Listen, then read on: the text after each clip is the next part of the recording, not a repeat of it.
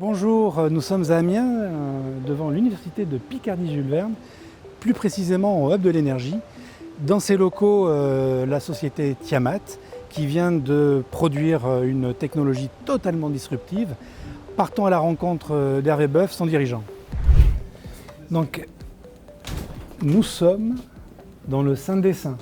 Exactement. Donc, dans ce laboratoire, sur cette ligne pilote, on est capable de fabriquer des cellules cylindriques complètement de A à Z, en partant de la matière active positive, qui est une poudre, que l'on met en face de la matière active négative, 2 électrodes. Le début du process, c'est la préparation des encres d'induction, avec une formulation négative et une formulation positive, que l'on va ensuite enduire sur une feuille d'aluminium. On va obtenir 2 électrodes, que l'on va mettre face à face, et le but du jeu, c'est que les électrons de la matière, les ions de la matière active positive soient transmis dans la matière négative sous potentiel, et que lorsqu'on décharge, eh bien, ils reviennent vers la matière active positive. Et ces matières actives positives-là, ce sont vraiment le cœur de métier et l'IP de Tiamat, puisque nous avons l'ensemble des brevets sur ces composés-là. Ce process-là, même s'il est petit, c'est exactement le même que dans une gigafactory. Il faut imaginer que dans une gigafactory, vous avez un mixeur comme celui-là, mais au lieu d'avoir un bol de 5 litres, vous avez un bol de 1500 litres. Donc c'est des machines qui font 2 étages, mais qui ont exactement la même structure. Ce qui fait qu'on a aujourd'hui un savoir-faire de production que l'on extrapole de cette ligne pilote et qui est valable finalement pour l'upscale en gigafactory. Dans le process de fabrication, on va où dans le labo ? Alors, l'étape d'après, ça va être effectivement de déposer cette encre d'induction sur un film d'aluminium, sur un foil d'aluminium. Et ça se fait avec cette machine-là, que l'on appelle un coater, en bon français, et qui permet effectivement de faire le dépôt sur le substrat d'aluminium et qui va être la création de l'électrode à proprement parler. Et là, ce que l'on a mis dans la formulation va permettre de garder la cohésion de tout ça pour qu'une fois sec, ça ne retombe pas et ça ne se décolle pas de l'aluminium. Alors quand vous serez en pleine production, en pleine capacité, il faut combien de machines ? Alors c'est une très bonne question. Ici, une seule suffira. Celui-ci, on enduit sur à peu près 140 mm et on roule à 1 mètre minute. Dans une gigafactory, on va enduire sur 1 mètre 20 et on va rouler à 50-70 mètres minute. Donc la capacité se fait par la surface enduite d'électrodes à la minute, je dirais. Une fois qu'on a enduit puis calandré nos électrodes, c'est-à-dire réduit la porosité, on va les assembler sur cette machine-là, qui est une bobineuse, et on va obtenir un bobino ici, qui est fait finalement d'un assemblage d'une positive et d'une négative, de façon spiralée, pour qu'on puisse ensuite les rentrer dans un casing cylindrique. Hervé, donc ça c'est une machine coréenne. En France, on n'est plus capable de produire ça ? Alors on est tout à fait capable de produire ça. Rien électromécaniquement n'est inconnu aux fabricants de machines. La seule chose, c'est que le lien produit-process nous est inconnu puisque nous n'avons pas en Europe de savoir-faire dans la fabrication de la batterie. Donc aujourd'hui, ces équipements-là sont majoritairement asiatiques et en plus avec des capacités de fabrication qui sont aujourd'hui pas accessibles encore aux fabricants européens. Dans votre future usine, combien de bobineaux il y aura ? Alors pour 1 giga, puisqu'on en aura à peu près 5, pour 1 giga, il faut à peu près 6 ou 7 bobineuses, donc il en faudra 5 fois plus pour 5 gigas. Et au tarif de ? C'est une machine qui va coûter entre 600 000 euros et 1 million d'euros, l'unité. L'unité ? C'est ça. D'accord.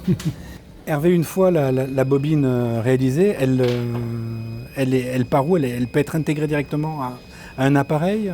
Eh bien, on va l'introduire dans un casing, qui est un produit acheté, qui va être finalement le corps de la batterie, qui pour le coup là est cylindrique, mais pourrait être d'une autre forme en fonction du format cible que l'on souhaite.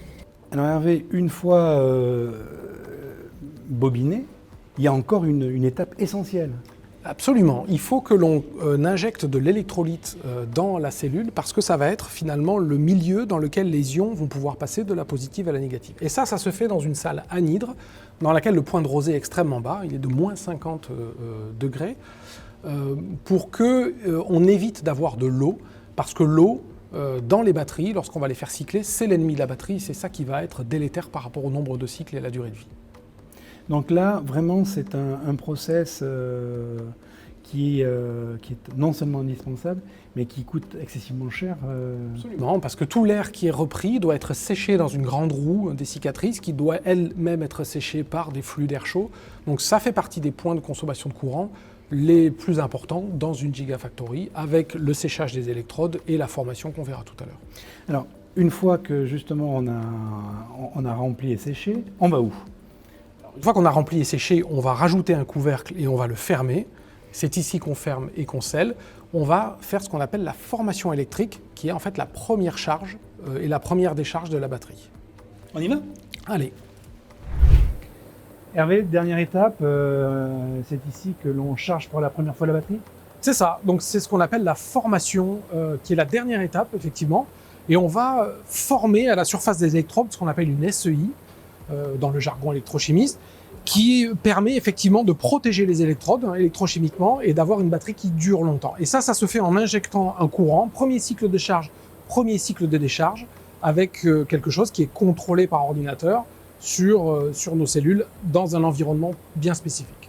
Alors par rapport à justement entre la techno lithium-ion et la techno sodium, les batteries sodium, elles durent plus longtemps? Alors notre chimie, effectivement, est capable de cycler 5000 fois, là où finalement une batterie de référence de véhicule électrique va cycler 2000 fois au maximum. Donc on a effectivement une batterie qui est capable de cycler 2,5 fois de plus qu'une batterie lithium-ion, en effet. Elle est facile aussi finalement à recycler? Alors c'est exactement le même processus finalement que pour le lithium-ion. On va séparer les métaux et les matériaux initiaux et on va recycler, réutiliser, réemployer ceux qui sont nécessaires à la refabrication de matière active. Hervé, un grand merci pour cet entretien exclusif Merci à vous. Et de votre accueil. Évidemment, on sera là pour la pose de la première pierre de cette Gigafactory à Amiens. Vous serez les bienvenus. Et d'ici là, alors bonne charge. Merci beaucoup.